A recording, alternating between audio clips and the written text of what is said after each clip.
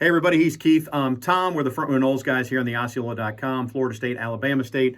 Doesn't figure to be a lot of suspense in this one. If there is, then we're all going to be frustrated by that. Let's talk quarterback. So, not so much where has Jordan Travis been all year long. It doesn't matter at this point. We saw him last week. Looks like you could get something out of him going forward. So, with that in mind, with a game in Gainesville in 2 weeks on your mind, do you show your cards? Do you put other wrinkles in there? Do you give him a couple series just to see what he can do, throwing the ball and doing everything? How do you handle it? First of all, you put a couple of packages together. You sit down and you examine what he does best, and obviously running the football is one of the things he does.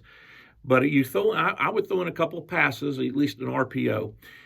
You certainly don't rotate them. I mean, I'm not expecting him to get half the number of snacks of Florida State offensively. Blackman showed that he's really grown up in the last couple, 3 weeks. I thought he had an outstanding game at Boston College. We know that Horner Brooks had a little bit of a bad shoulder that was not announced or released. That came out after the game, which would explain why, Travis was getting an opportunity to prepare.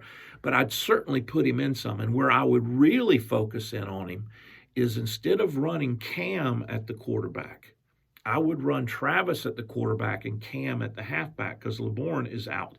And you're achieving the same thing that the Wild Cam did, but now instead of pitching to LeBourne, you're pitching to Cam or handing to Cam. And I just think that creates another dynamic that is different. Or you're pulling it and running it. Well, you knew Cam would do that if he was the quarterback, but who he was giving it to has been elevated. So now you've got maybe your two best runners out of the backfield at the quarterback position and the running back position, and you've got them in there together.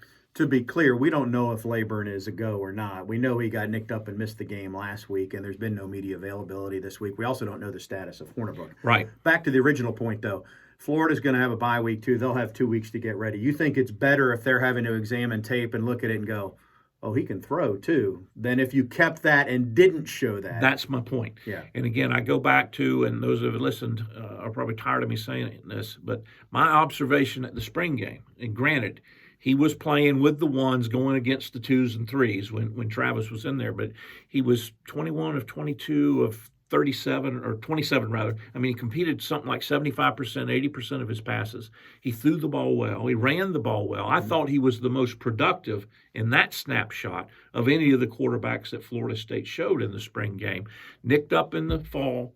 Eligibility issue, wasn't even declared eligible till like 3 days before the first game, so you couldn't prepare with him.